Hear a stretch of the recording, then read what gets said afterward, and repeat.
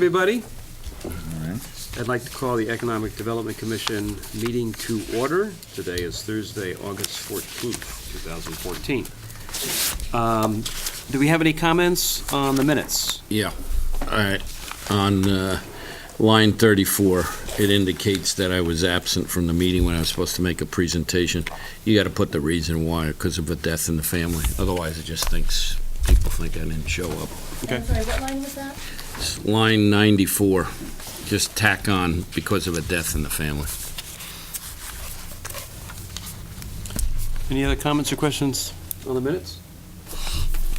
Not, do we have a motion for approval? So moved. Second? Second. Thank you. We have two very brief reports. I will read the Farmington Valley Visitors Association. Nancy could not be with us this morning. She is out on family affairs. A reminder that the Dream Ride is the weekend of August 23, 24th. Saturday night is a concert by Lone Star at the Farmington Polo Grounds. We're in the midst of planning our annual meeting scheduled for September 15th between 5:30 and 7:30 in the evening. We're working on the membership guide, which will be out this fall. The last 4 weeks, they've seen a significant increase in visitors to their office and to their website, when classically normally it tends to be a slow month, the month of August. And they are placing an ad in the Connecticut Vacation Guide, along with it is a reader's service section where people can request a guide. That's all Nancy had for the Farmington Valley Visitors Association. And we'll go to Sarah. You have Sarah from, I'm going to be very brief, from the Main Street Partnership. Not to, I wouldn't be making this work, but just a reminder that the biggest fundraiser is coming up, the Taste in Simsbury. It's coming up on Thursday, August 28th at the Riverview. This is the gourmet dining event. It draws in residents from all over Simsbury, but also people from all over the state of Connecticut, and we've actually gotten out-of-state visitors as well. And then secondly, a reminder that the farmers market is today. It's a gorgeous day. Last week we had Chef Prosperi from Metro Beast doing a food demo and sampling. We allow in nonprofit organizations and town organizations to participate as well, and we had 24 vendors, so it's again today. Where do you buy your tickets for the Taste of Simsbury? You can get them at any of the Simsbury Bank locations in Simsbury, Avon, Granby, or Bloomfield. You can also get them at Horns Flowers, Weldon Hardware, Fitzgerald's Foods, and the Simsbury Inn, and online. Thank you. We have with us today applicant Tom Evans, who's going... Can I just Oh, I'm sorry. 2 minutes? Yes. Sorry. This is for SCTV. Can I have your name, please? Dominique Avery. Thank you, have it. First of all, I'm shocked that Nancy didn't mention that the Farmington Valley Visitor Association is doing this contest to choose your favorite place on their website. It's really easy to get to, but they're going to give out awards for the best lodging, outdoor adventure, valley golf course, children's activity, historic site or museum, best pizza, best high-end restaurant, etc. Nancy should have mentioned it because it's in your interest to tell your businesses and everybody you know to vote for Simsbury locations, because it covers the entire Farmington Valley, and voting is going on until September 5th. That's not the contest I'm here to talk about. I just wanted to give you an update on the state's fan favorite contest. Simsbury competed. We did not win. After nearly 40,000 votes were cast over a 6-week period, Westport was the winner. They're the fan favorite town. In the end, Simsbury finished 7th, behind Westport, Putnam, Niantic, Mystic, New London, and Torrington, but ahead of Clinton, Wethersfield, and Willimantic. Of course, I feel like we should have won. We did our campaign was not as well prepared as it could have been. The tourism committee had been told that they weren't sure whether they were going to do one. So we didn't get ready for it. So we did everything in a rush. Stephanie Reef from the town put together a little slideshow and made up some posters. I think Lisa Hebner told you about them last month. There were 3. The town intern was supposed to distribute them. It turns out he couldn't drive, so he can only do around. He's not allowed to drive. No, he could drive, but he wasn't allowed to drive as an intern. So I did a lot of distribution, but mostly it was a social media campaign. And I think we did extremely well, sort of in an ad hoc way, to get number 7. It's a tribute to what we have here. And if you guys don't believe that tourism is an economic driver, just go to the Bridge of Flowers, which was our top destination. Thank you. The other day I was there, and there was a bus from a senior center in Washington Depot. And after they visited the Bridge of Flowers, they went out for lunch. And that is typical. Almost every single day, people come and then go to one of our restaurants for lunch. And that keeps the restaurants full as they are on the weekend for lunch because of the bike riders, et cetera, et cetera. The biggest downside for us this year was that the Chamber of Commerce did not have an executive director. So the Chamber did not buy into this. And I think if the Chamber had, we might, and they had gotten all the businesses involved, we might have done even better. So next year, hopefully it will happen again unless the election means there's a change in the state tourism goals, but I just wanted to report. And we did well, and we have amazing things, and amazing people, and amazing volunteers, etc. How many votes did we get?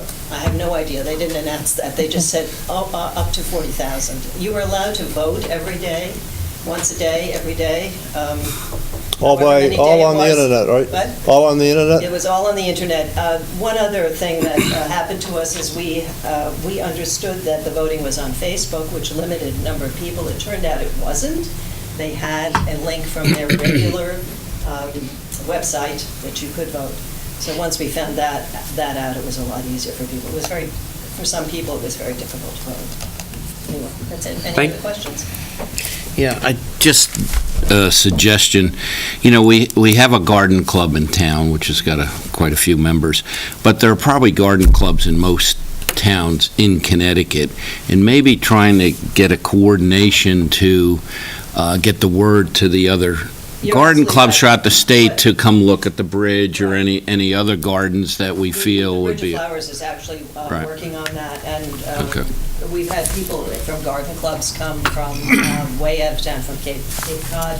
We just had visitors from Leeds, Massachusetts, who heard about our Bridge of Flowers from some bicyclists. They have a similar metal truss bridge, and they're trying to save that and turn it into a flower bridge. They came down.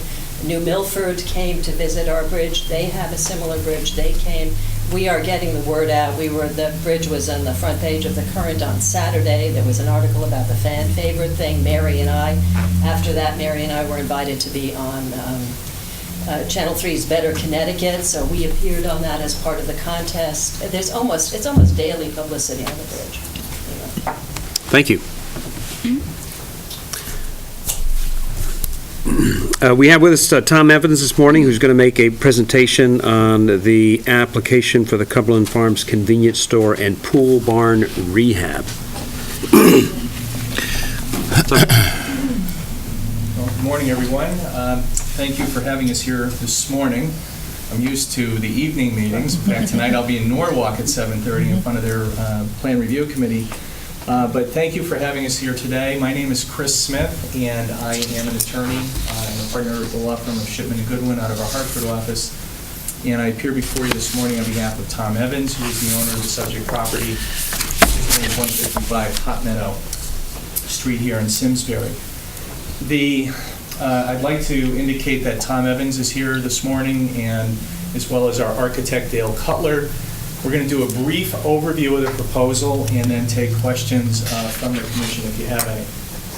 The property is located in the Industrial 1 Zone District. It comprises approximately 1.87 acres. And at this point in time, we have applied for an adaptive reuse of the property. We have an approval from the Wetlands Commission, and we have an application pending before your Zoning Commission. The Zoning Commission held a public hearing. The hearing is closed, so this commission cannot actually provide a formal referral and comment to the Zoning Commission at this point in time because the hearing is closed. If I may, I'll just provide you with a little bit of an overview of what's being proposed.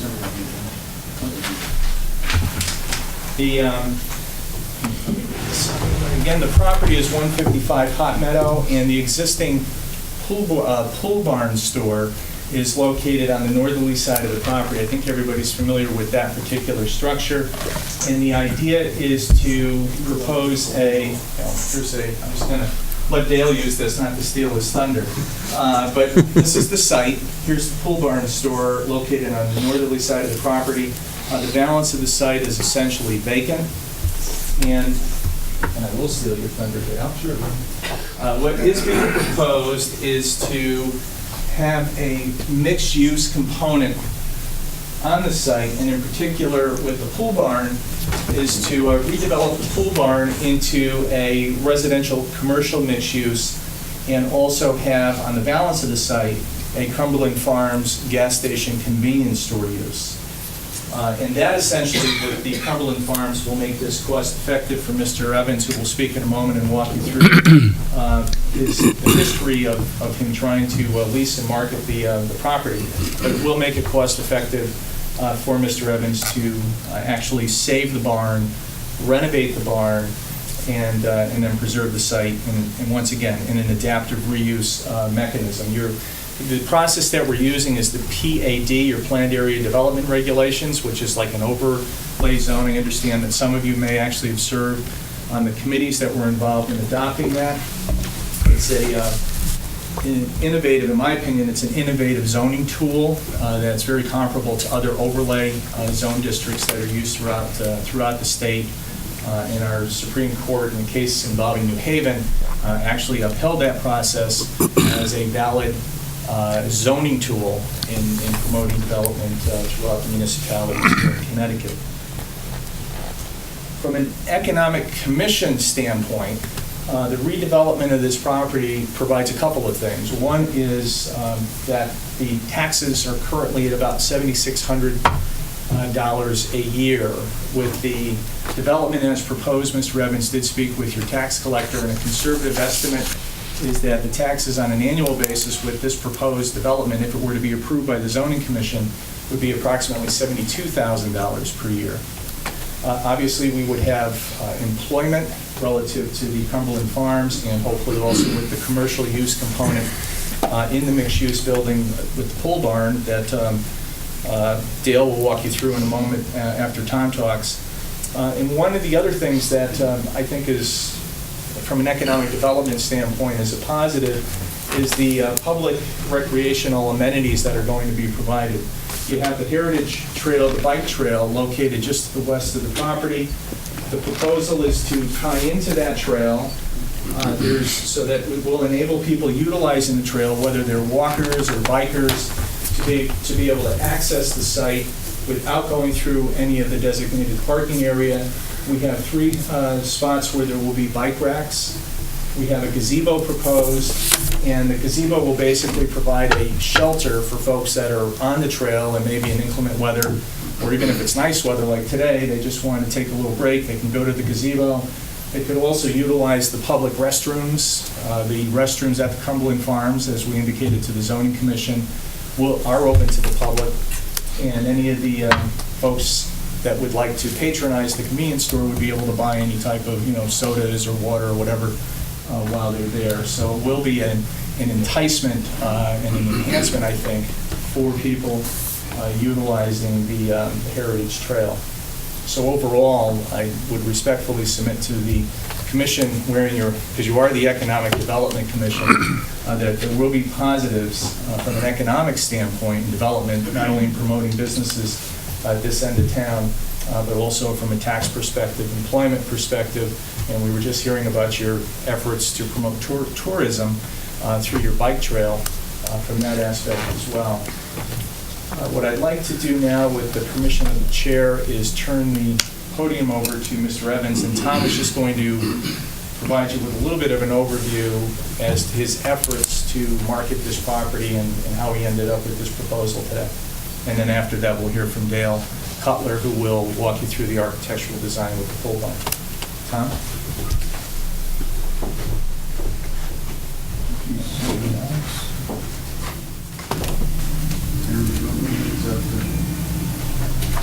We do have a reduced copy of the plans.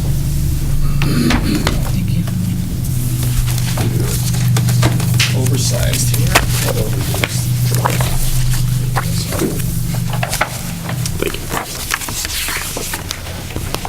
Thank you.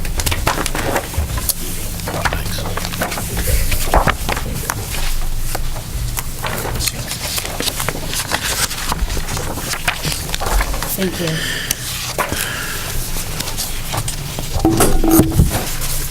My name is Tom Evans. A little background is when I was younger, I used to live in Simsbury on Old Plains Road, and familiar with the Wheat Talk section. Used to go to the blues down there and go down the train tracks. And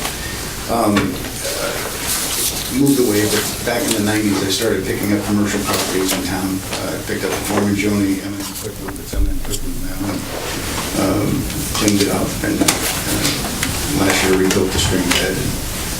Then I bought Lily's, which was closed when they closed it, and currently it's a Dunkin' Donuts, and I built the medical center next door, the little rehab.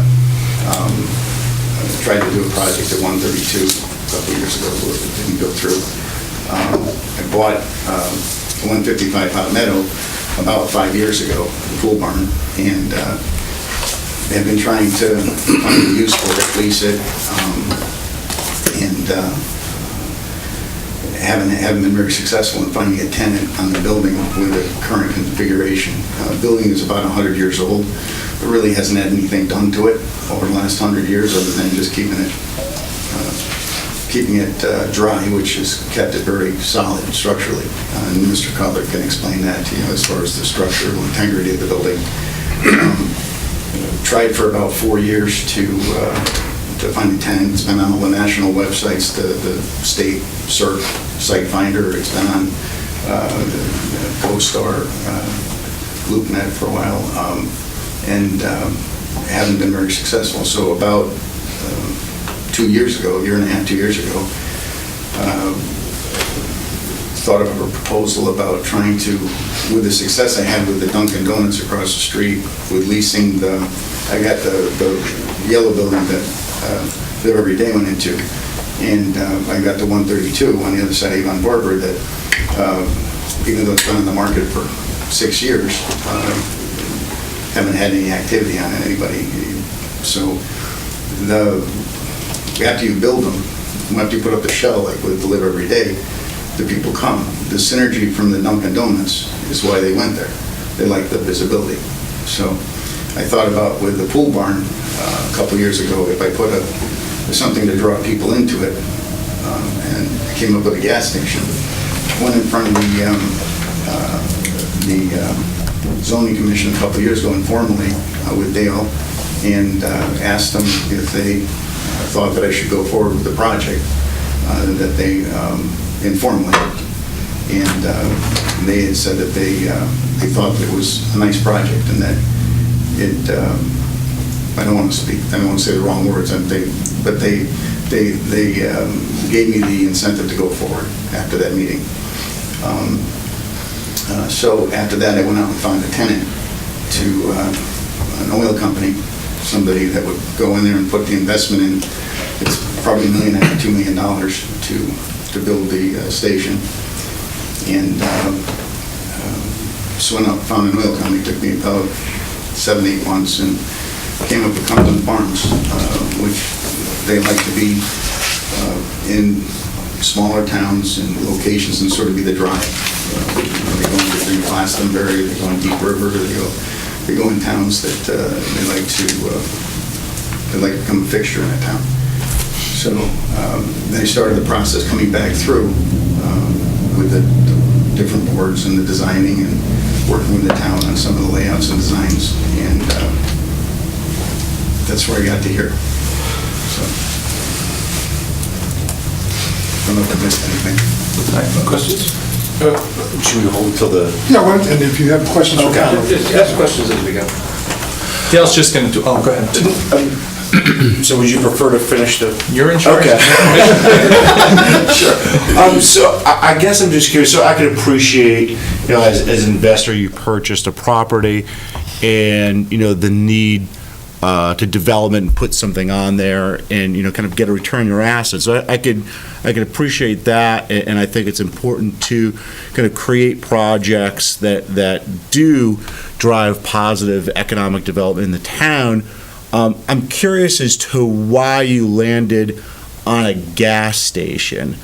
Why you think that this would be kind of the best use for this piece of property, kind of both kind of for you, kind of as an investor, and kind of what it brings to the town. So basically, why is a gas station the best, kind of the best fixture to kind of put on that piece of land, kind of both for you as an investor and kind of what it brings to the town? Well, before you answer, I'll give you one answer, okay? I don't know if anybody pays attention to gas prices in this town, but if you go get special at the 2 mobile stations, it's $4.25 a gallon. If you go over to 44 to the mobile station, it's $4.03.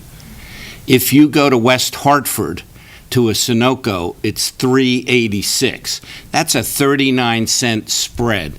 You need competition, because I've talked to these people and they won't budge on those prices because they know they have you.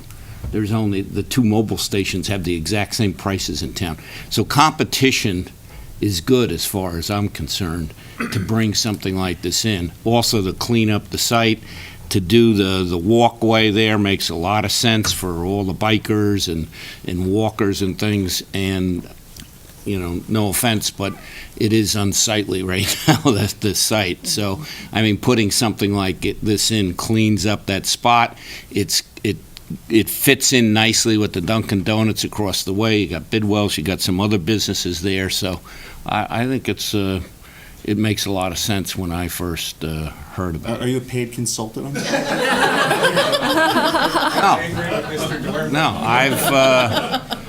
I've thought about it. And one thing I would like to point out is that, again, it is located in an industrial zone here in town. And historically, there have been a number of different uses in there, running from manufacturing to automotive repair and service and to retail. So all of those uses could go back onto this property today without having to, they would be permitted uses either as a permitted use in the industrial zone or as a valid non-conforming use that is vested because it had been utilized when zoning was adopted. So I just wanted to point that out to give it a little perspective. And as you're probably aware, the neighborhood is somewhat of a mixed-use neighborhood with, its old manufacturing is to the north at this site, and I believe to the south as well. But as to why this particular prospective tenant, I'll defer to Mr. Evans, but I just wanted to give a little broader picture with those zoning issues and uses from an economic standpoint.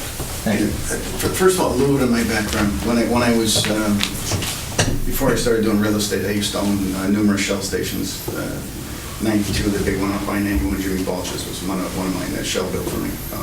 So the family, my father used to own Bishop's Corner Shell for 30 years. My grandfather had 4 gas stations in Hartford back in the 40s and 50s.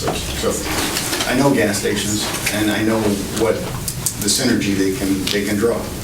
No different than you lower your price on gas to draw people in to buy cigarettes or lottery tickets or whatever. You don't make anything on the gas, but you draw people in. So that's where the synergy came from with bringing the gas station in to make the barn work, because the barn doesn't work on itself.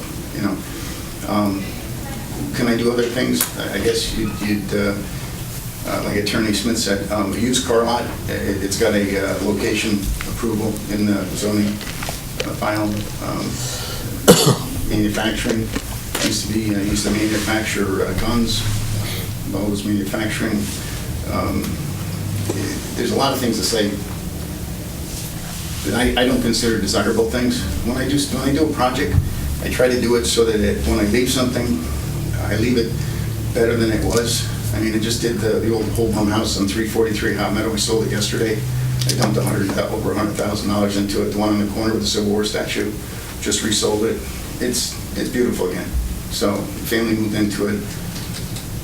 They're going to enjoy it. You can have your opinion whether you like the Dunkin' Donuts or don't like it, but the site is better than when it was Lily's and Wasabi's, and it's beautiful, and it draws people. it triple the taxes, and it's going to be there 20 years from now. So that's what I try to do. I try to do things that I believe in, that work, that I'm willing to put my money in, and in the end, I can lease. And I think that's what will happen here. I think the little 800 square foot stores are needed in town, low rents. When I tried to rent the building across the street, when you put $400,000 or $500,000 into a building, you have to get higher rents. When you have a building like the pool barn and you divide it into little 800 square foot units, you can rent those things out for less than $1,000 a month. Somebody that is starting a business can afford.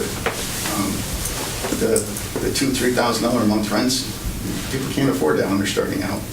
So in terms of the pool barn, does it include plans to do any rehabilitation to that, or is the pool barn you could move right in? Probably a good question with that. You have to get the raccoons up first. Okay, yeah. No, the pool barn's $1 million renovation. That's what I'm saying. If you can't do the renovation on the pool barn without a tenant to kind of make the whole thing tie together and work. And Dale can go through you with the barn and what he's got proposed there, but it's going to be 8 units divided into. 4 front units are going to be retail, and then the 4 rear units are going to be commercial on the lower level and residential living space on the second level, tied together with that unit for somebody either maybe downsizing. When I had the buildings across the street, believe it or not, I got numerous calls for people that had an insurance company in town, been here for 25 years, they have a home at the shore, they're getting ready to retire, they're looking for an affordable space, they'd love to find something tied together where they could live and come up during the week. I had a lot of calls like that, either people just starting out or just kind of winding down their career. And they would love to have a place where they could have a little office on the first floor, and then on the second floor, a little apartment to be at. So those are things that came up that they're kind of unique and they're different, but I'm willing to try it, and I think it's going to work. So. Quick question. The potential increased traffic here, does it change the traffic patterns on that part of Hot Meadow? I mean, are anything needs to be done to Hot Meadow to accommodate it? Mr. Hesketh, Guy Hesketh's office did a traffic study, and they presumed that all of the users of the Cumberland Farms and the Pool Barn building would be new traffic users. In other words, they wouldn't be pass-by. And even assuming that 100% of the users under the ITE numbers for these particular uses would be new, that would not have an adverse effect on any level of service relative to Hot Meadow Street.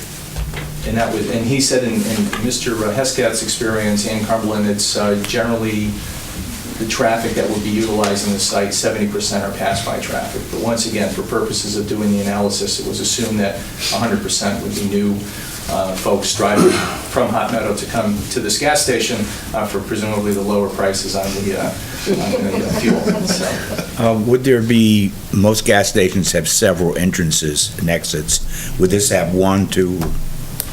It has. On facing Hot Meadow? Yeah, 2. That's how there's 2. Okay.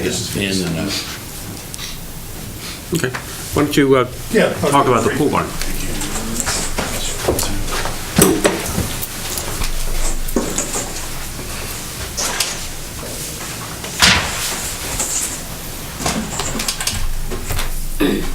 Dale, you can use that before and after boards. Oh, can I? Thank you. I appreciate the use of the media. My name's Dale Cutler. I'm an architect with Kenyon and Cutler Architects. We've done a little work in town. We did the new main station on Hot Meadow Street, main fire station. We did the most recent renovation to the Simsbury Library, among several other buildings that we've done in town. Pool barn, unfortunate name for a building that has a little bit nobler history than Pool Barn. Pool Barn was built in 1912 by American Sumatra Tobacco Company. And it was really their main warehouse in this area, serving the north, the north and south plantations. This was a facility where they brought the tobacco. It was sorted and prepared for shipment, hence its location near the railroad. One of the things that is unique about this building, as a historic building, Obviously, it has some significance as far as the town is concerned and the history of the town. During the zoning presentation, it was mentioned that there's a movement afoot to do a Martin Luther King memorial in Simsbury because Martin Luther King worked here one summer. We don't really have any historic evidence that he worked in this building, but it's entirely possible that he did. Again, kind of what's unique in the history of this building or this building itself is the fact that it is over 100 years old. And because of a number of factors, not the least of which is the fact that it's been kind of underutilized. It hasn't been utilized by businesses that did a lot of modernization or revisions to it. It's fairly intact as a historic structure. But it has had some benevolent ownership in the fact that the exterior skin has been kept intact. So one of the things that we don't face in the renovation of this building is a lot of structural deterioration, which typically would be what you would expect in a building that's over 100 years old that has been sort of semi-vacant. The intended use of the building, as has been mentioned, is the front portion towards Hop Meadow Street. Actually, the real front portion that really is on the property line at Hop Meadow Street, the first 40 feet are actually going to be removed. And the reason for that is to improve the visibility into the site, regardless of what you use the site for. The fact that the building is right on the property line right now, it makes the site very difficult to utilize.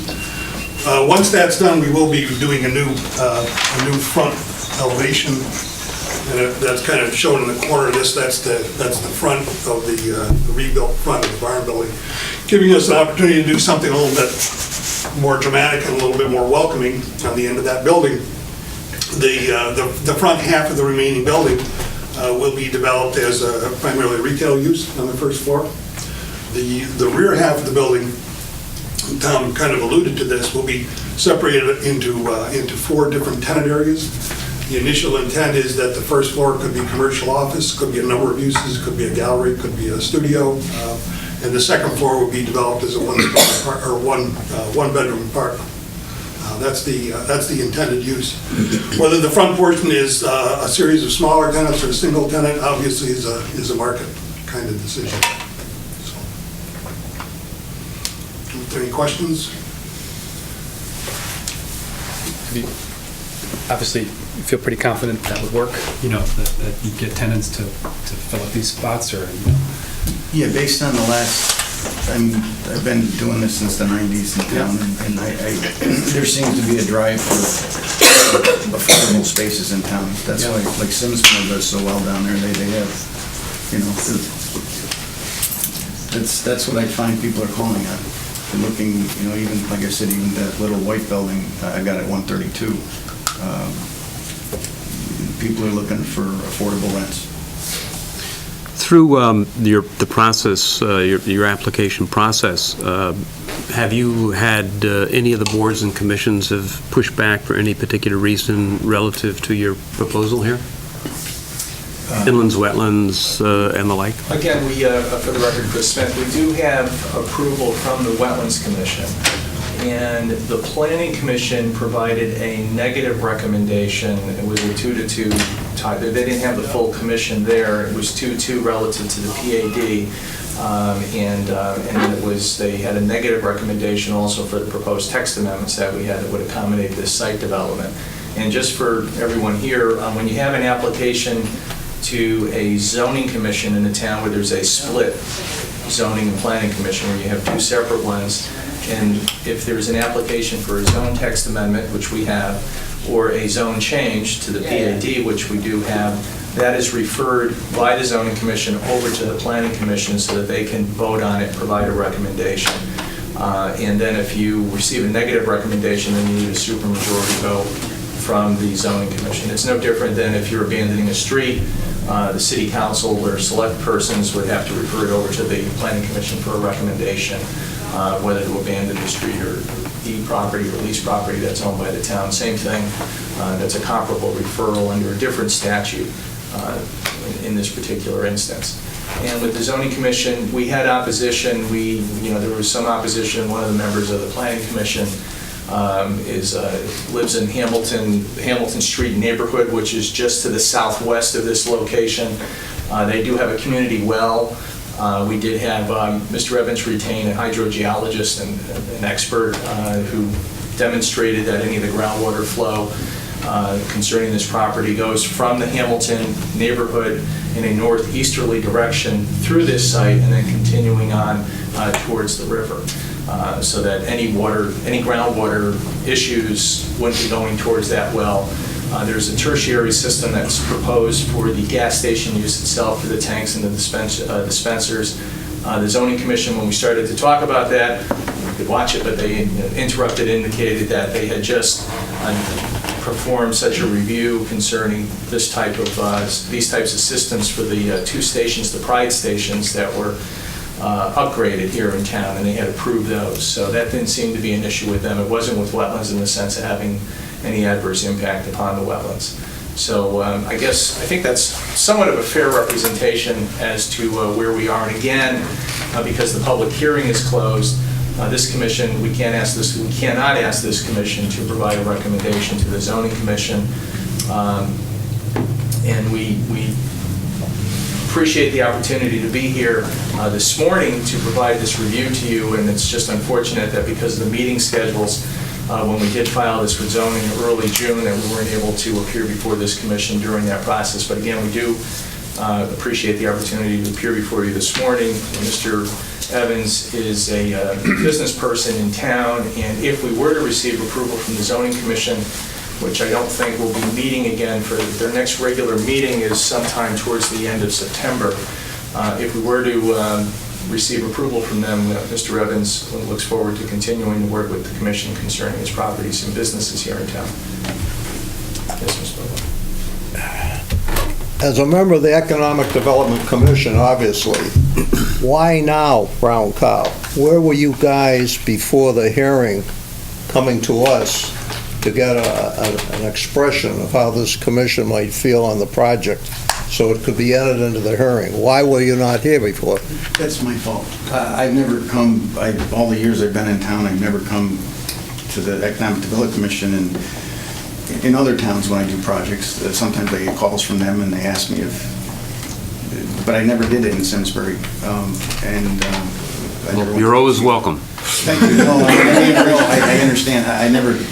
I just didn't. I kind of a loner. I kind of do the things, and I ask the town staff. I always ask the town staff what to do. What do I do next? Who do I go to? I use the proper engineers and geologists, and I always try to do everything by the book. So, didn't the town staff suggest you come before the EDC? Well, I don't think that's really the staff's obligation, but I know that when we thought of it, it was really because of your meeting schedule. We weren't able to get, it wasn't going to be a meeting with this commission before the hearing started with the zoning commission, and we were hoping to process the zoning commission application before and get a hearing closed before, and possibly we were hoping for a vote by the end at their second meeting in July, because your zoning commission doesn't meet in August. And because of the Labor Day holiday, they don't meet in September until I think it might be the 17th or 18th. So we were in a rush, so to speak. We were trying to expedite the zoning process after we received the wetlands approval. And because of that, we just really didn't have the time, even though we thought about it late in the game, we didn't have the time to appear before this commission. But we certainly, if we had had that time frame, we would have done that. So it's really our fault. Two questions. Just one is, like, what is it? I don't understand the public.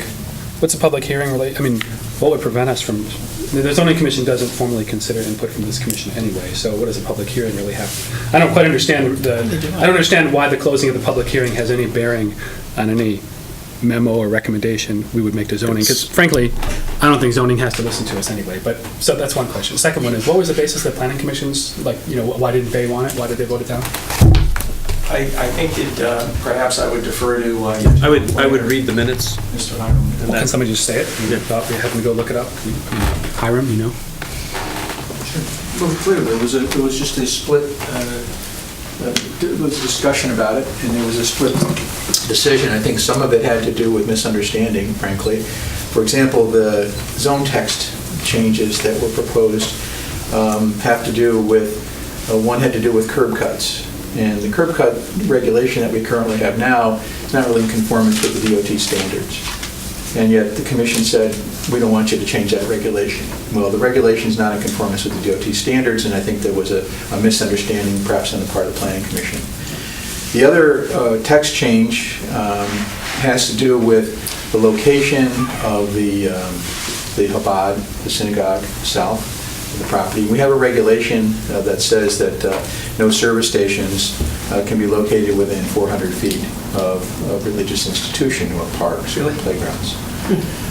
If you look at the other service stations that we have in town, Tom did an analysis for the commission that night, almost every single one of them violates that regulation. And so they decided, we don't want to change that regulation. Fact is, all the other ones are currently non-conforming. So whether there was a basis for them determining that or not, that's what they determined. Has anyone talked to the Chabad? Are they okay with it? Yes, they've submitted a letter in favor of the They're okay application. with it? And so those are so using the PAD and that kind of goes on top, but it requires these two changes, that's it? It does, and it requires a discretion of the commission based upon the standards that are in the regulation. I think the fact, too, is, and this is just a fact, it's not an opinion, is that the site has been used for many different uses in the past, it's been pointed out by the applicant. And as I said during the zoning meeting, you know, whether it would be better as a used car lot or an oil change facility or some other use, manufacturing of some sort of other items, is a matter of opinion, and the applicant's done their best job to try to convince the commission that this would be a better use of the site with more investment. It is a mixed-use site. I think people lose a lot of sight of that fact, is that it's not just a service station. The convenience store could go there tomorrow. You know, the pool barn could be there tomorrow. But as the applicant has said, and as the economic analysis that was provided to the commission during the process bears out, this has to drive the investment in the site, and that's the economic reality of it. And if there is no economic reality, then the rest of the site's not going to get developed. Can I ask a question? It would seem if an applicant is meeting or close to meeting the majority of the requirements, and considering it is a legitimate business, all right? I'm not saying a strip bar or something like that. I don't really believe that it's the business of the Economic Development Committee or zoning or planning to make a decision on whether this will be a successful or non-successful site. It's the capital of the applicant. He may have some particular insight, it might just work, whatever. And is it within the realm of these commissions to make an economic decision that one will work, one will not work? It seems to be out of the scope. It's not, I mean, those commissions really are charged with different things. You know, as Attorney Smith said, Conservation Commission's charged with looking at the environmental aspects, and that's what they did.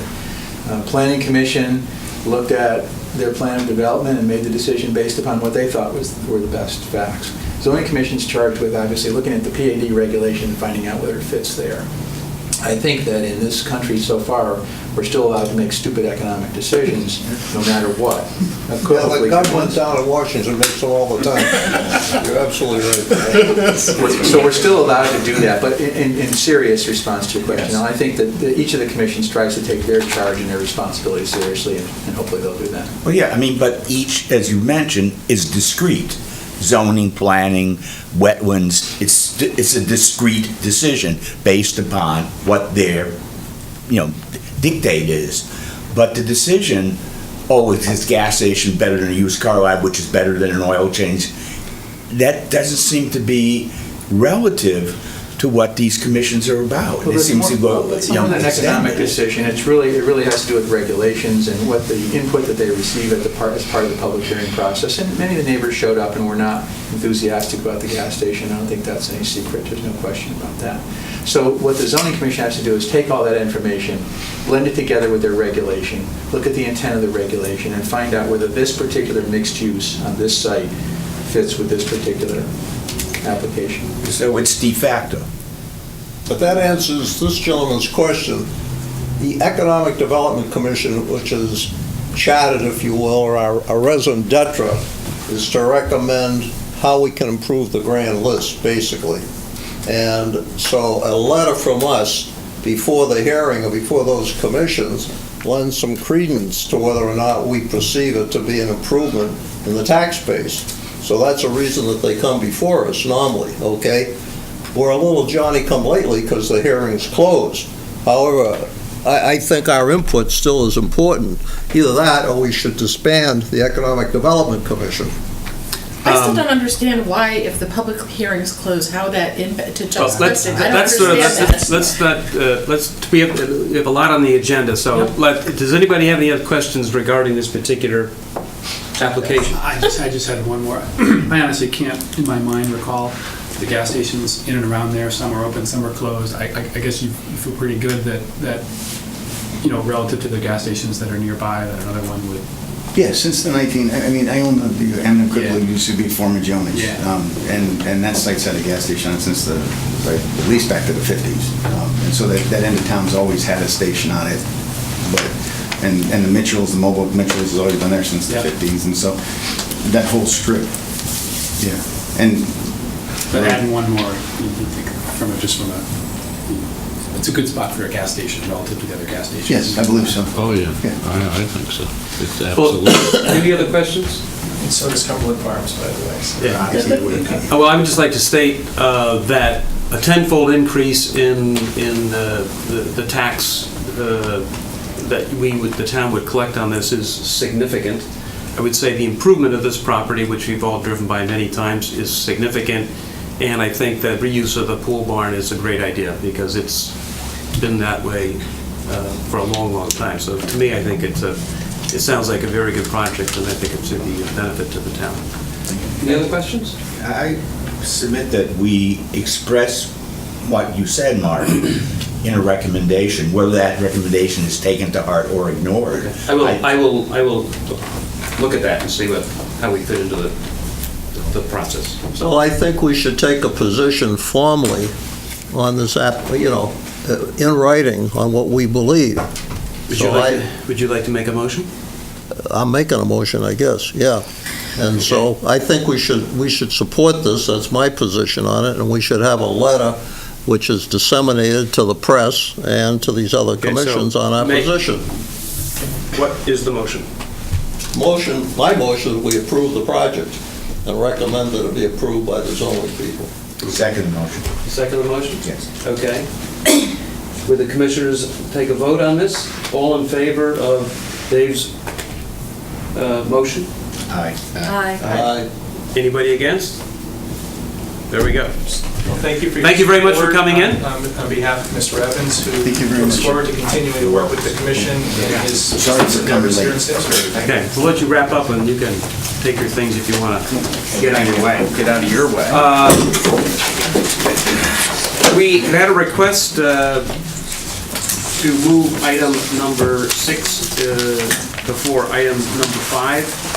And if Jerry Toner, if that's okay with you? Your pleasure.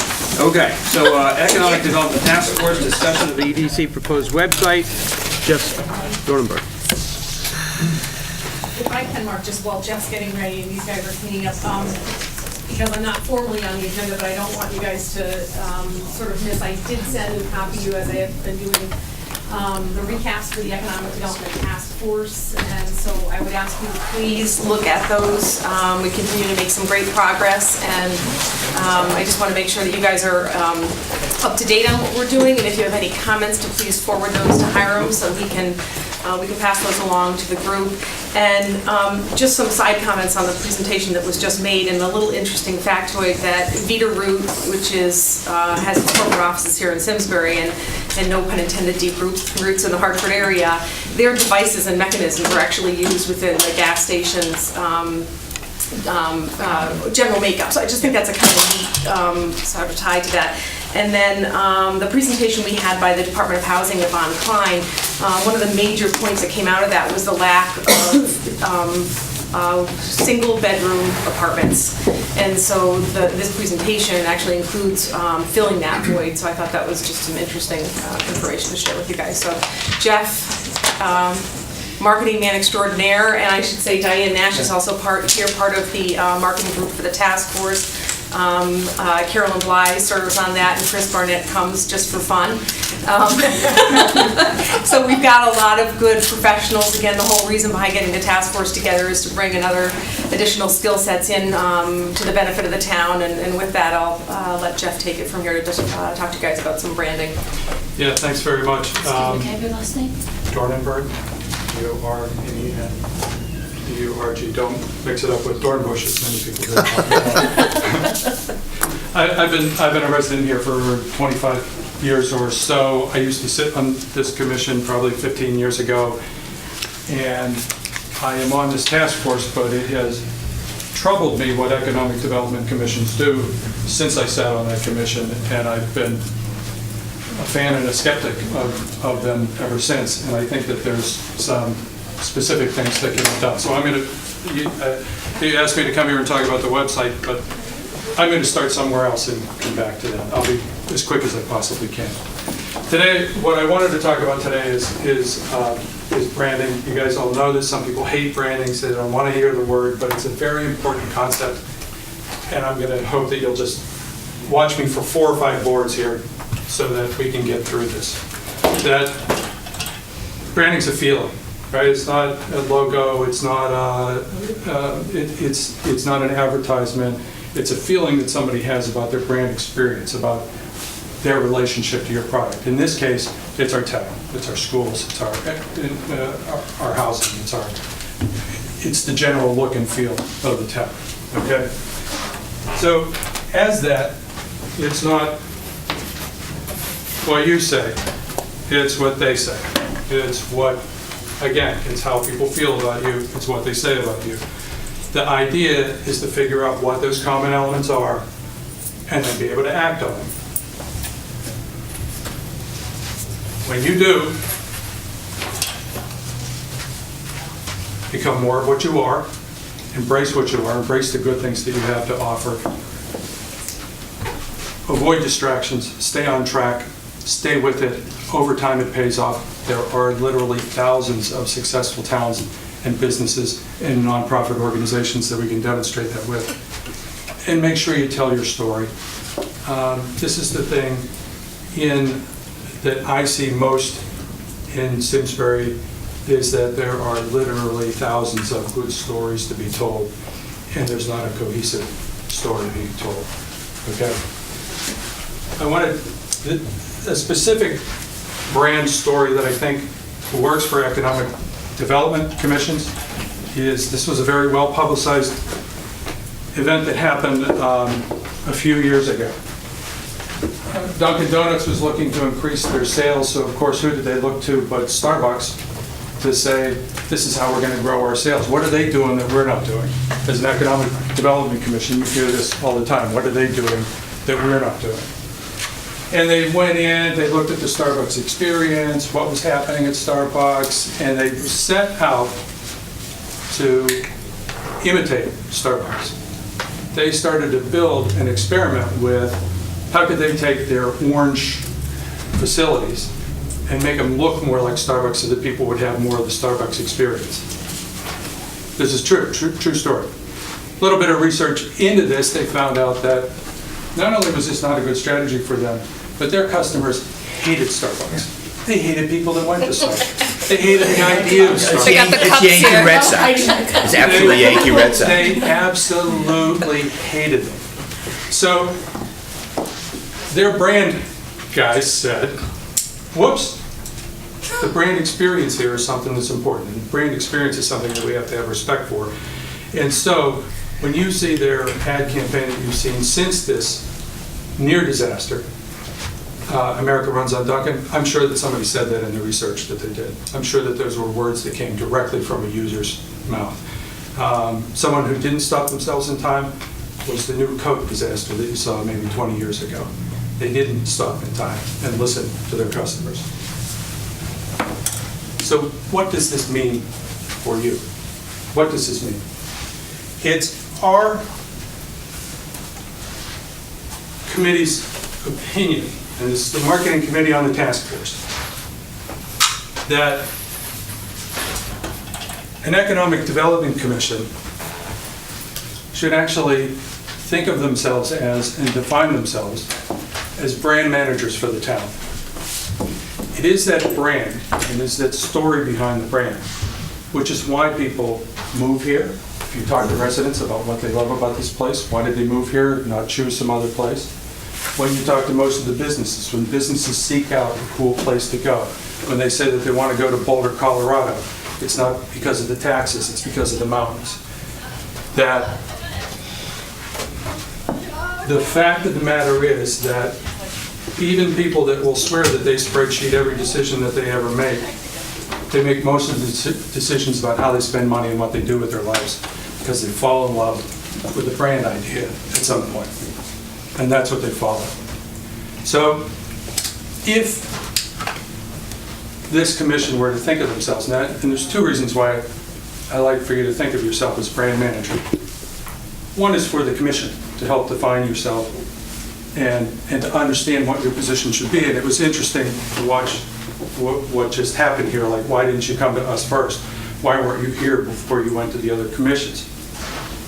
If they understood that this was your job, was to promote the brand of the town and to protect the brand of the town and to try and coordinate the messaging of the town. Alan, I know you'll have trouble with this because of your comments. It helps, it gives people a reason to understand what you do. Because ultimately, among the folks that live in this town, there will be 1,000 shades of gray. Not 50, there will be 1,000 shades of gray on Wrong analogy. on what makes the town really great. But what you care about is people who don't live in town and are coming in here. First of all, you want to attract them to come in. You want them to think about coming to town. You want them to locate a business here. They can only have one or two ideas. They can't have 1,000 variations on an idea. They can only have one or two. So to take all the different things that go on here, the tourism efforts, the biking efforts, the historical society efforts, the flower bridge efforts, the garden club efforts, the library efforts, which are not insignificant. These actually all talk to lifestyle in this town, and they all elevate this town to being someplace special. And it's that mission that needs to be told. It's that idea that needs to be told. That's what I'm talking about here with enhance the hard work that's already done. Focus on messaging to support the brand and eliminate barriers to sale. Much of what we've done with the zoning is eliminating barriers to sale, right? It's not a reason to move here because I can develop, but it is a reason to not come here. So it's a way of eliminating barrier to sale. With regard to, now, again, I've been in town for a long time, and I just joined the board for the Simsbury Meadows. My kids went to school here, right? So I'm around town, and the only thing I've heard about this development is that there's a gas station, which to me, when I first heard it, I thought, well, that's the dumbest thing I've ever heard. Why would we do that? Right? Well, Gary pointed out, really good idea why. More competition in town. The fact is that there's an entrepreneur center there. I haven't heard it referred to as an entrepreneur center yet, right? With the pool barn development. The bike guys need a resting place. They need a place to rest, go to the bathroom, refuel. It's right on the bike path.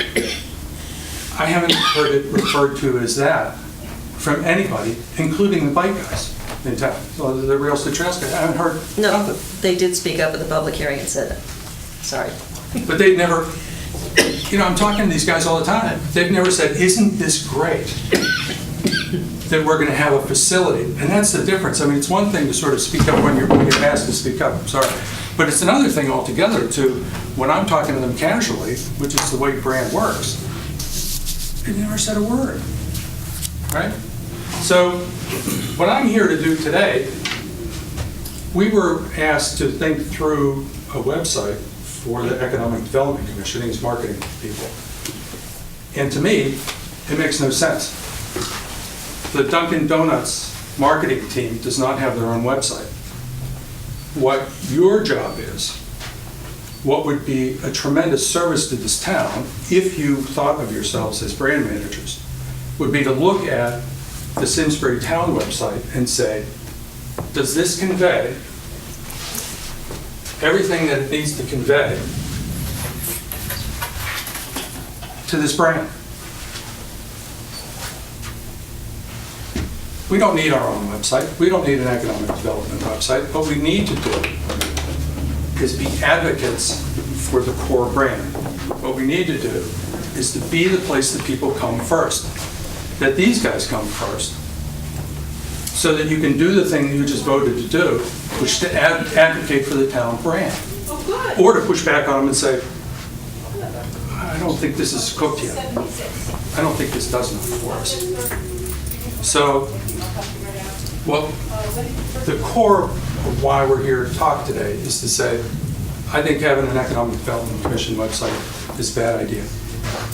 I think having an Economic Development Commission that pushes the town to convey all the good work that's been done in town, all the important things that have already been done, all the improvements to the approval processes, to the schools, to everything else, to have a website that does all of that, like you're selling a product.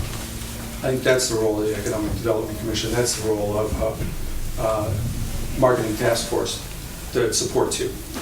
So that's the end. That's why I'm here today. And what I'd like for you to do is to give us the opportunity when we leave here to either say, yeah, Jeff, I think that sounds like a reasonable idea. I'd like for you to put some more detail around that and come back to us, right? What's a website cost for this town? What are the specific improvements that we can make? How does this play into the way that you guys work on a monthly basis? Come back with that. Or to just say, yeah, maybe this marketing task force wasn't such a good idea. You can go home now. Timing was impeccable here. Rick showed up just in time. I didn't hear my name, so that was a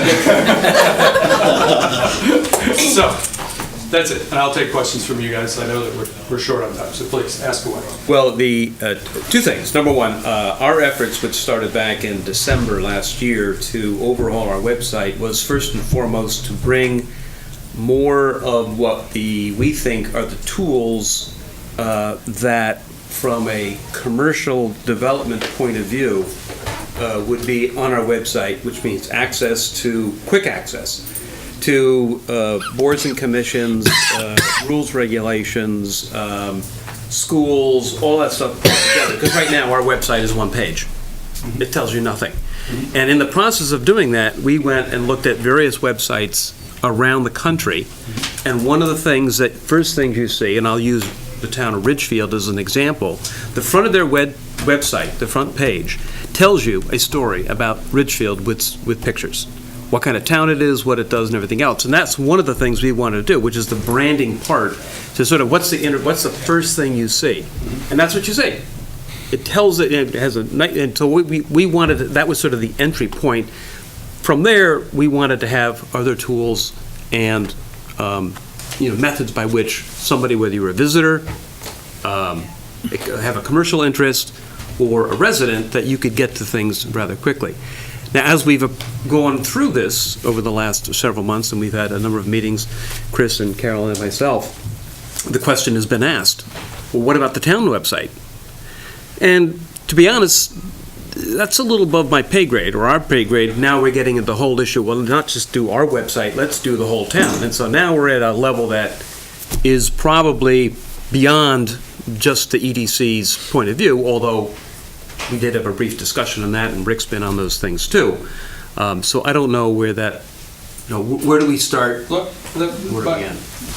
I appreciate that input, and I appreciate the fact that this has been going on for a while, and that you've been talking about it for a while, and that you've done research on the other sites. Our bias coming into this is that in a universe where time and money is endless, that there's absolutely nothing wrong with that strategy. Simsbury is a very small town. There's a lot going on here. It's a very small town. And it is our opinion that there's just not enough money, time, or hands available to do both. And really what you need to do is take all of the innovations that you're thinking about for your site and bring that to the town site. Let's Simsbury has 1 million smokestack projects going on. It's a very active town. People like to be involved. People like to do new things. What I think the Economic Development Commission could do is help to throw a rope around these things and pull them together to try and get the efforts moving in a similar direction. Because there isn't an endless amount of time. There isn't an endless amount of money.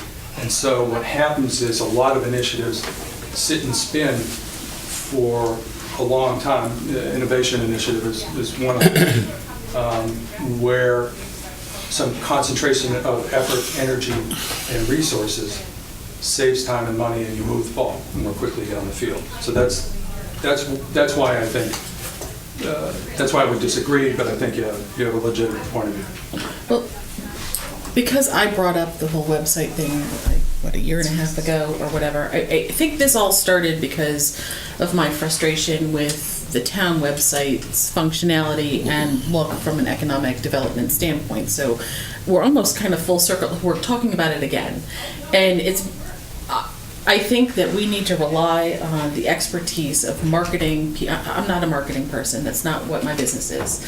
And creating that brand and creating the message that every organization in this town, from a town employee to the tourism, to the library department, to the police department, we all have to have the same message. Because when we're talking to, whether it's a resident or a potential new business or development or anything like that, we all have to be saying the same thing. We all have to be providing the same information in order to sell Simsbury. There is power in creating language, in creating similar language, so that all of these smokestack projects and the Economic Development Commission and the town and the committees inside the town are all speaking with the same language. No matter what your politics are, and I know we have people on both sides of the fence here, the fact of the matter is that Obamacare versus Affordable Care Act, there's power in common language, and there's a reason why common language is used. And it's to try and promote a brand, a concept, an idea. If we can try to corral, to try to bring in, you shouldn't have a beautiful economic development site that says, oh, the town's really easy to work with, the town's really great, you'll love it here, and then you go to the town website and you go, what is this, right?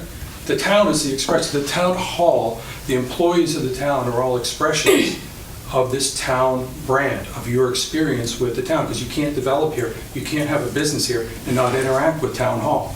Well, what we tried to do when we started the website, there was 3 pieces we wanted to do. We wanted to do an EDC website. We also wanted the money and the resources to maintain and upgrade the tourism website, and to also do the same for the Simsbury Main Street Partners. Those are the 3 pieces, because Simsbury Main Street is our main client. Mm-hmm. And in my opinion, their website could definitely be upgraded and to be a more useful, but I would say interesting and dynamic. So that was our thing, those 3 pieces, because we support those, and we thought the branding and the use of those from the tourism point of view would drive commercial activity, or more commercial activity. Mm-hmm. As it morphs into a bigger question of the entire town website, as I said, that's sort of above what we were setting out to do, although I understand, and from a personal point of view, I think the town definitely could use a new looking and website from functionality as well as, telling the story. Well, I think there's 2 questions in front of us, though. I think we have to, as a commission, decide, and I have an opinion on this, decide, are we the brand ambassadors of the town for when businesses come to us? Is, their proposal consistent with the message that we've got for Simsbury, and is it consistent with what we think is not only going to grow the grand list, but enhance what we already have? And then, because the initial website proposal is now different based on the additional conversations we've had with Virtual Town Hall, we don't have the funding to do option 2, which was what the consensus was at the last meeting. We do have to go in front of the selectmen to ask for additional funding to do option 2 should we decide to go that road. Why can't we get, what's it going to take to redo the town website to the level that we're looking at, and make that recommendation to the Board of Selectmen for a vote? That's an important thing for them that we want to tackle as a town, because I think ultimately everybody who sits on these commissions, boards and commissions, we're all here. I don't care if you're an independent, Republican, or Democrat. We all spend our time here because we love this town and we're passionate about it. And I think that is a non-political, the message is about Simsbury. It's not about what side of the fence I sit on. And So I would say, I guess my question would just be, I think the important thing, kind of taking a step back, is the important thing is, what do we want to do? We want to bring businesses to Simsbury, we want to bring people to Simsbury, and we want to accomplish that. And I agree that, I think so whether it sits, in terms of an EDC website and a town website, everything should fall under the parent of the Simsbury website. And, I'll leave it to people who design websites to figure out the best way to make that information accessible. But I think we could agree that the town website is the first place that people are going to show up if they're looking for something about Simsbury.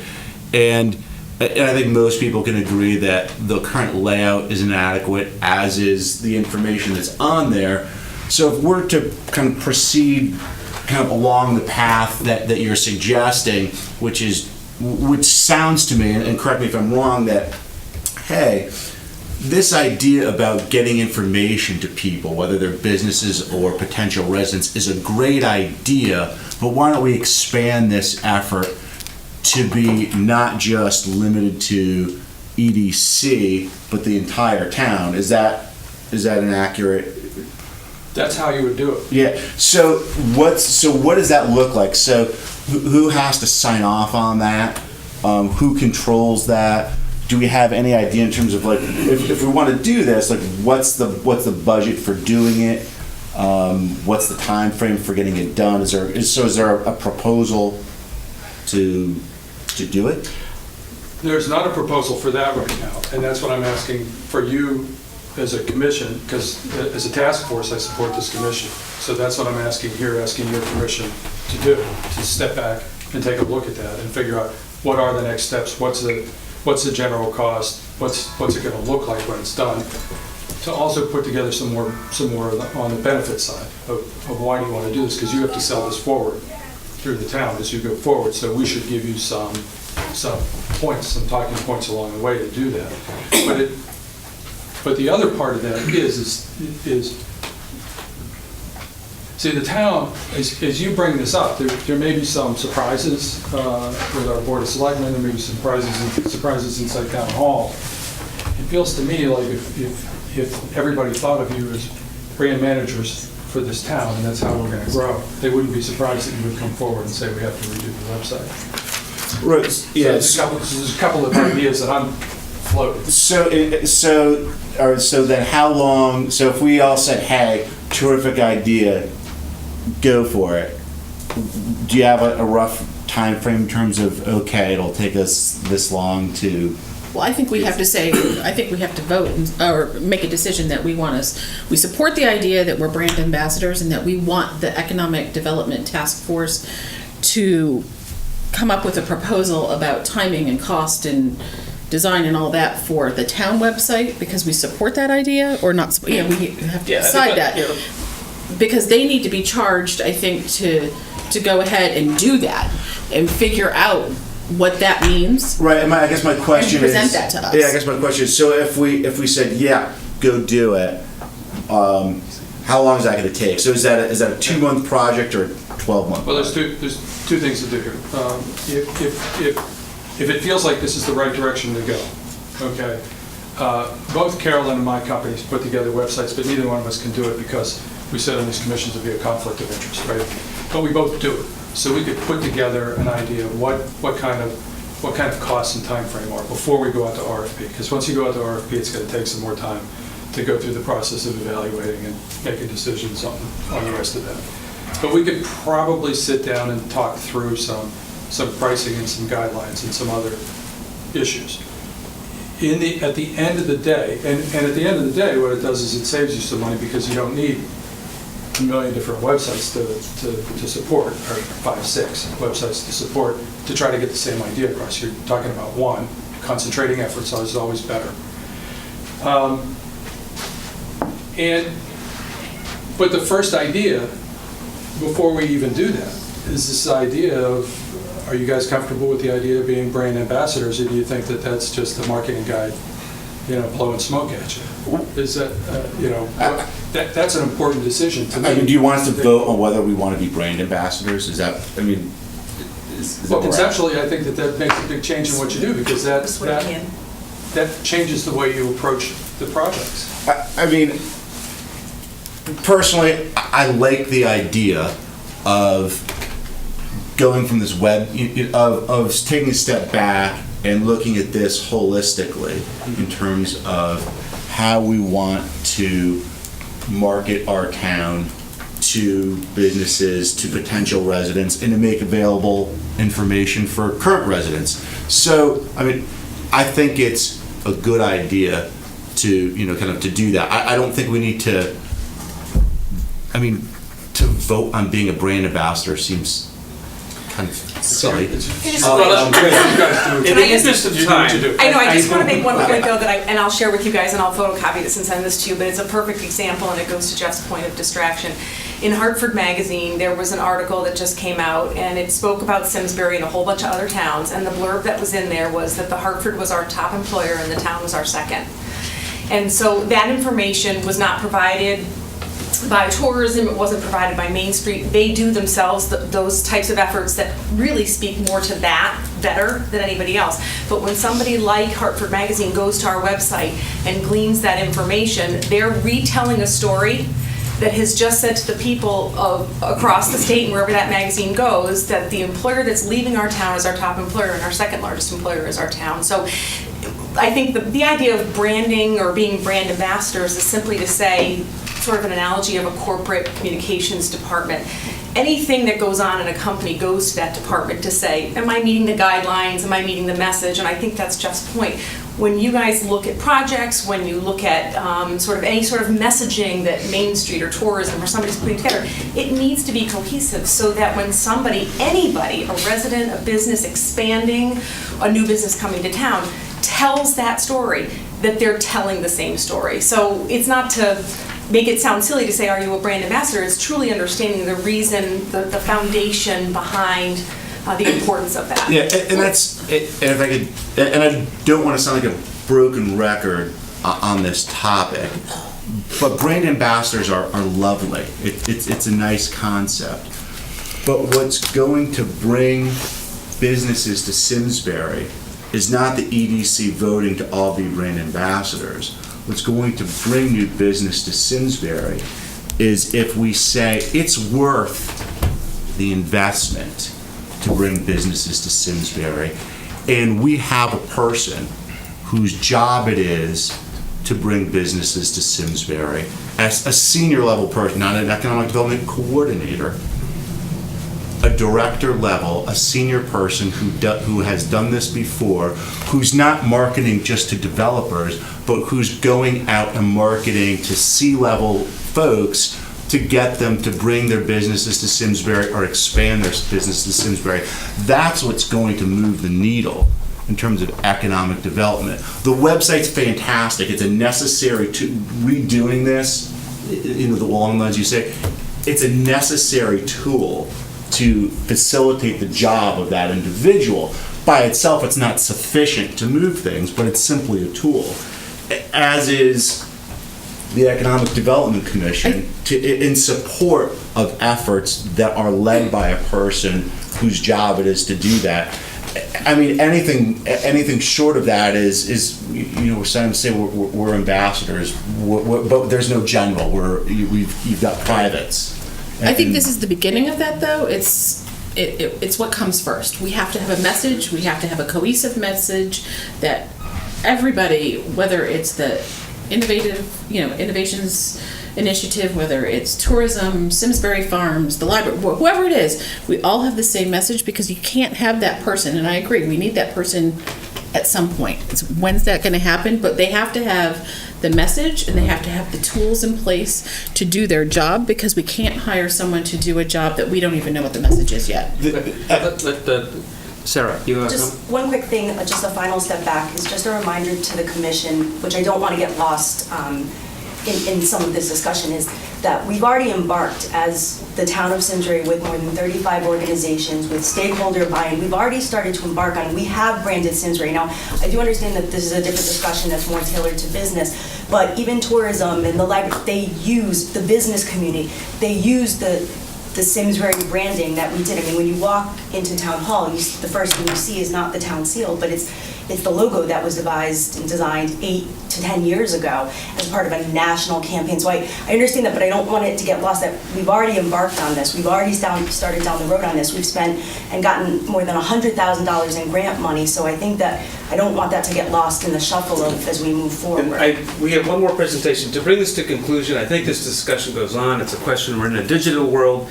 People access information online. The question is, does the EDC pursue their own website and branding, or is it a bigger thing that it goes to the town and the town decides to do a bigger rebranding, a part of which the EDC will have a section of that. So why don't we continue this discussion in the next... I'd like to make a motion, though. I'd like to make a motion that we, as the EDC, charge the Economic Task Force to look at what it would take to redo the town website. So, are you making a motion? Yeah. Okay, the motion is... Or do you want... Can we make some... Well, I think we have to ask them to do that. Right, so there's a difference between, so there's two things that I think that this really is. One is kind of from a structural standpoint. The current website, it's not user-friendly. It's not helpful to people who visit. So it needs to be completely redone. I think most people agree on that. There's some sense as to what the content should be. Some of it's already there. Some of it can be buffed up a little bit. Then there's the concept of branding that you're talking about, and that's, you know, that I think would require some broader discussion to see. I mean, I don't have Simsbury's current branding stuff kind of front of mind. I don't know what other people are thinking about in terms of making changes to the branding, but I mean, I think that can kind of come in at the end and perhaps benefit from input from some other areas as well. I don't think they're talking about changing the branding. I think they're talking about taking what we have in place and messaging it differently and making it more cohesive. They're not talking about reinventing as I understand. Well, I wasn't sure. I mean, it was getting different. If the website is easy to operate, that's part of the brand experience. Forget the graphics. Forget what the words are on it. If the website it's easy to find information, you can go deeper and deeper and deeper if you're an interested buyer, and buyers will read, buyers will pursue, but you have to present something up front. If it's easy to find what you want, if it tells you exactly what you need to know, if you now feel like you can read this and know how to operate town hall, that's a brand expression. That's an important thing about your town. And what we want to be is we're a small town. We have limits on how much this town's going to grow because of the amount of land that's tied up now in preservation and just the nature of our town. So we want to be a smart town, right? We want to be a town that doesn't say yes to every development, but people understand up front what we're looking for and what the parameters are and what the rules are, so it's easier to work with us. There's been a lot of changes in town hall to make, you know, a lot of the hard work's been done in terms of making the town easier to deal with. This is telling the story is the easy part.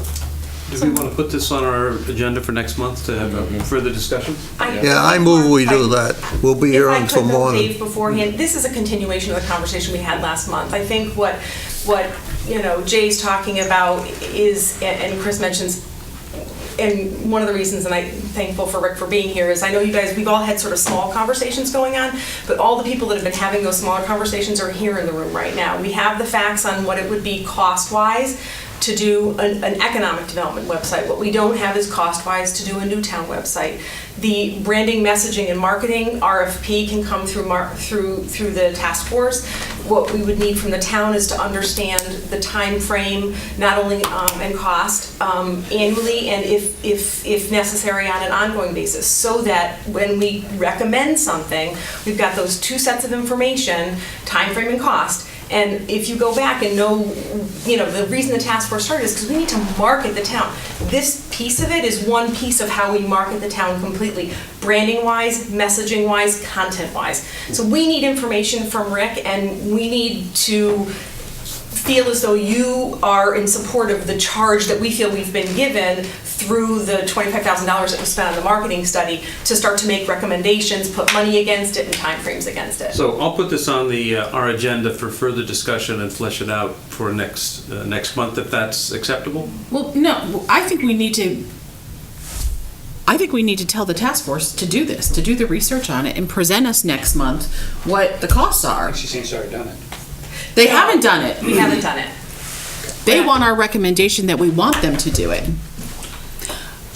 I don't know if it's just going to be next month. It may be 2 months. I don't know. We haven't fleshed out all the details. To put a definite, next month. I just want to bring it up because I'm on the task force with Jeff. By October. We won't be able to run an RFP. Okay, I'd like to put this on the agenda for next month so that we can sort of have a broader discussion. I'd like to get one more thing on the agenda. We need to go forward to research. So we're asking for you guys to support. I'm going to make a motion that we support the Economic Development Commission, support the Economic Development Task Force to research redoing the town website and the costs involved in it. I'll second that. All in favor? Aye. All opposed? None. And then we can come back to you next month with more information and more information after that. Thank you very much. Jerry, you want to give us, I don't know how much time we have left. We have I asked Jerry Toner to make a brief presentation on open space in town, how much there is, what we're doing with it, how it's managed, so on and so forth. I'm not sure, there may be one short note if you wouldn't mind, sharing, but thank you, Mark, for inviting me. And basically, I've tried to summarize a little bit as you just referenced in terms of, within the open space in town, what we have, what's involved in its management. This also, concurrently is going on with, I've been working with the Open Space Committee in town and discussing some of the issues that we face with open space management with them.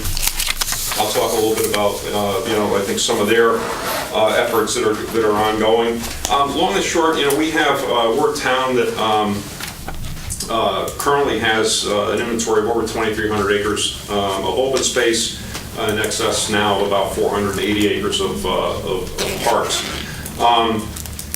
Much of the open space, and it's a varied, you'll see on the inventory that I've attached, many different functions. Much of it acquired over the years through subdivision development. And on the other side, we're also in the process now of acquiring one of the biggest parcels in the Ethel Walker parcel in the town's history. So we're very excited about that and the opportunities that creates. I tried in the open space inventory in a rough way just to categorize and along with our maintenance standards. It's a rough classification. Some actually have changed, some need to be updated. But basically those with an A classification are typically more visible, heavily used by the public. We try and be actively involved with their maintenance. Those with the B classifications, oftentimes open fields, we try and mow ideally twice annually. In many cases, it's become only once annually, and sometimes it's more on an as-needed basis. And then we drop down to the C classification, which is just that. It's an as-needed basis. We get calls from abutting landowners that may have concerns about it. We're a town that, sometimes they call we're a town in a forest. We have a very, very mature areas with trees and forests, and in one respect it's a good thing, in another respect it's more of an ongoing and increasing obligation from a management standpoint for us and our department. And you know, I have to certainly mention in the last 2 years, certainly the extensive storm damage has you know, added to that, you know, the obligation and the requirements with the tree work and the tree damage that's been done, you know, that was involved on town open space and on private property that's adjacent to private property that we were responsible for.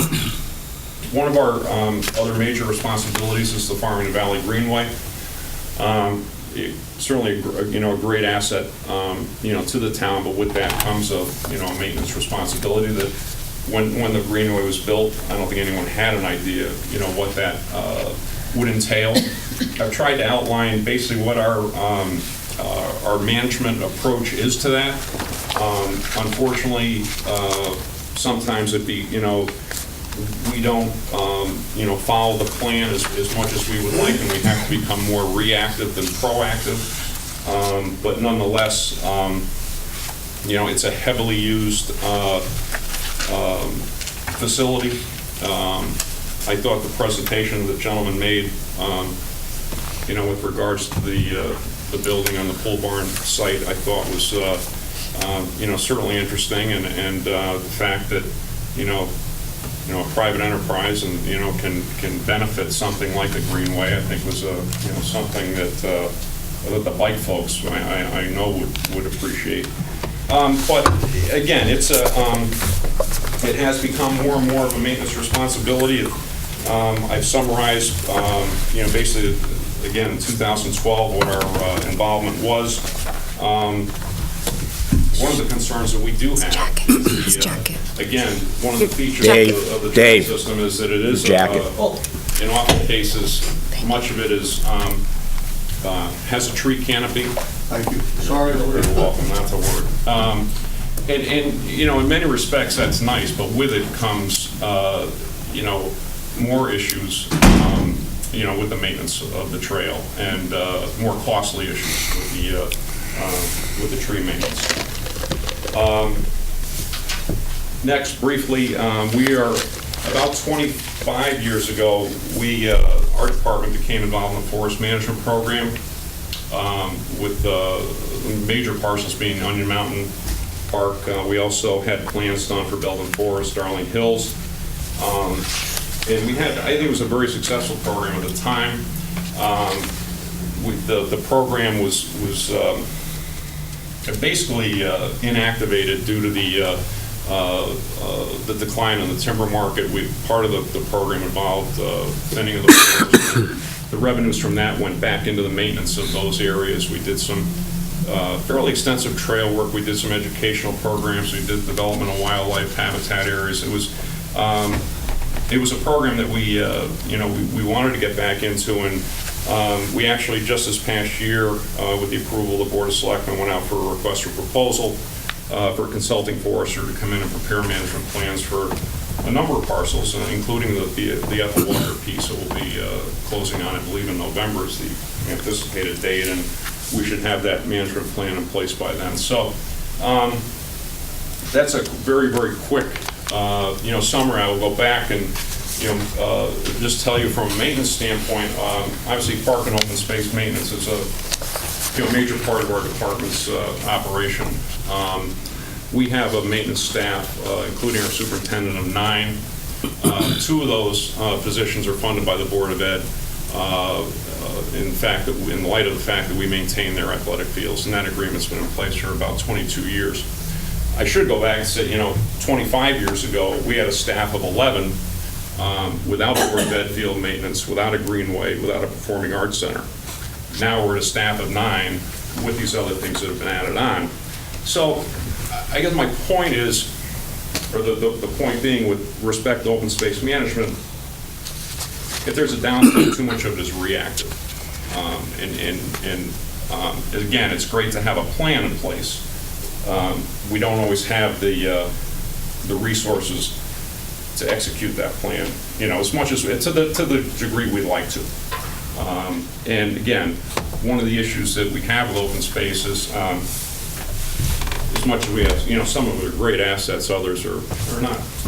And yeah. Is there a way to engage volunteers like the Land Trust does for maintenance or business sponsorship of the Greenway for cleanup to assist you? We do, on the Greenway, there is an Adopt a Mile program that we work with the Farm and Valley Trails Council on, and it does help tremendously. And the other thing that helps, that they do help us with, is when there is a safety issue that comes up, they will make that, they know to make that, we don't expect them to, take care of, anything involving any equipment or anything like that. If they pick up litter, they keep the police, that's great. They let us know, hey, there's an issue here, there's a tree in the there's a, piece of, or a section of pavement that's, could be a safety issue.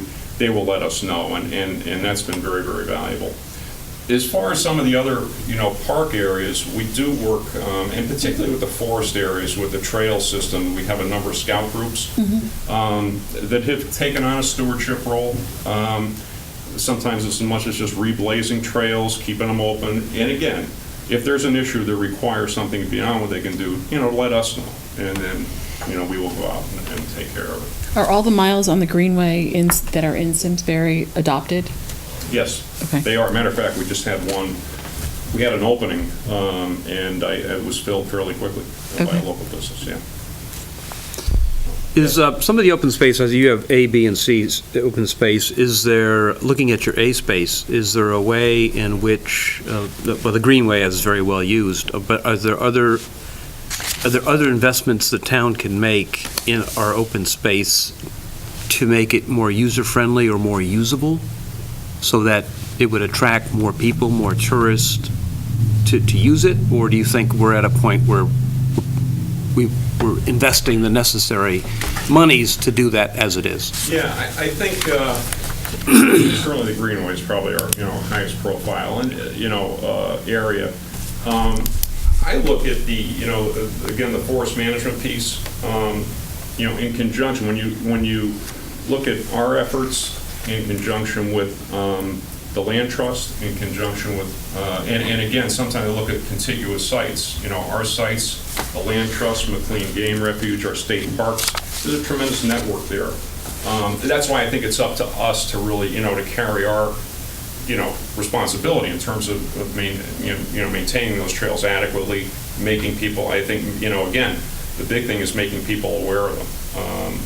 And I mean, we've got, I think that's one of the features of the management plan that I think is as important as any, is it just the whole awareness issue, getting the word out, getting walks set up, making people aware that, hey, we've got these, just tremendous assets out here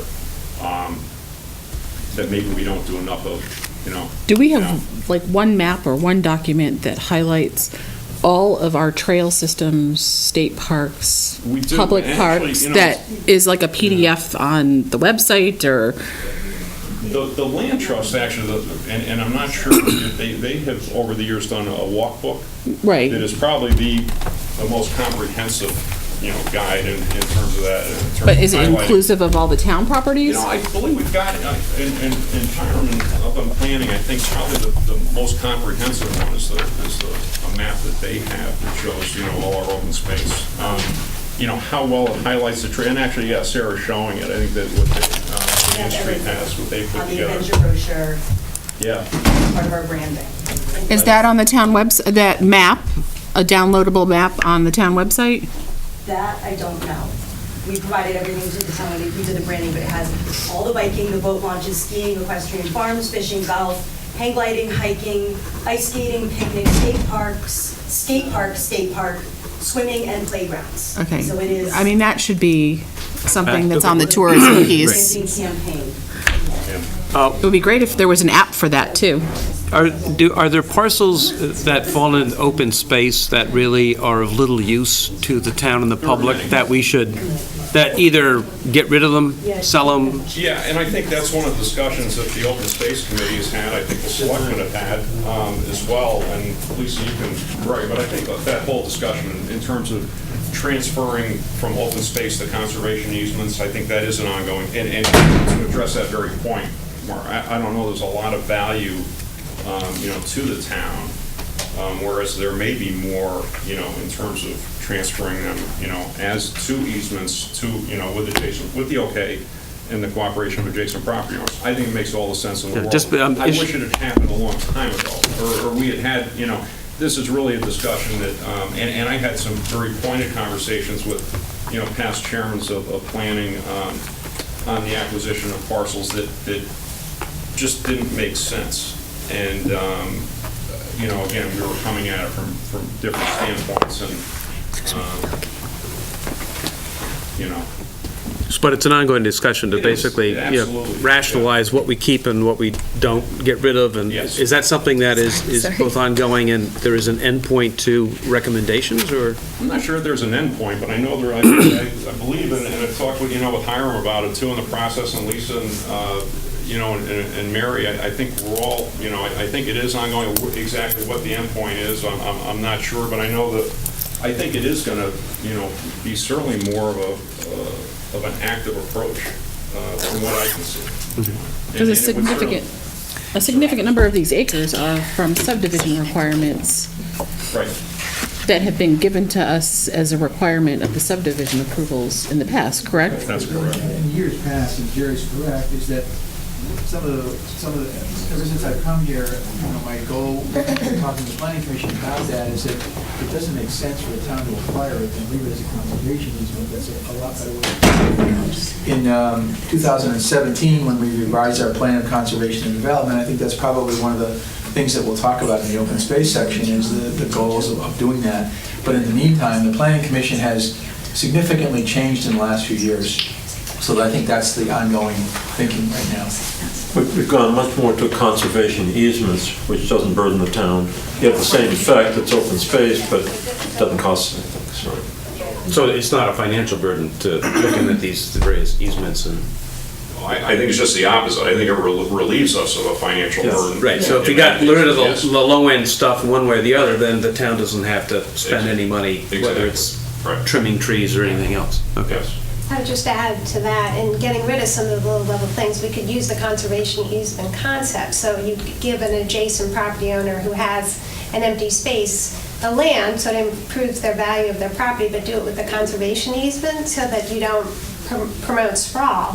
So it has the same effect. They get the value on their property, but the town maintains the open space, but the maintenance is taken off Parks and Rec. Other questions? Thank you very much. My pleasure. Thank you. That brings us to, I think we'll have to put your thing for the next meeting. We're losing, if that's okay. And Hiram, do you have anything you want on the planning? I could wait till the next meeting too, Mark. I'll send it around. I had about 8 or 10 things I was going to go over, but I'll send it around to everybody. Okay. For the record, I will not be here at the next meeting. Chris will be running, will be vice chair and running the September meeting. And it's my birthday, no. That's your birthday. All right, we have a motion for adjournment. What's the date of the next meeting? September 11th. September 11th. Okay, do we have a motion for adjournment? I motion. Second? Second. Okay, all in favor? Thank you very much.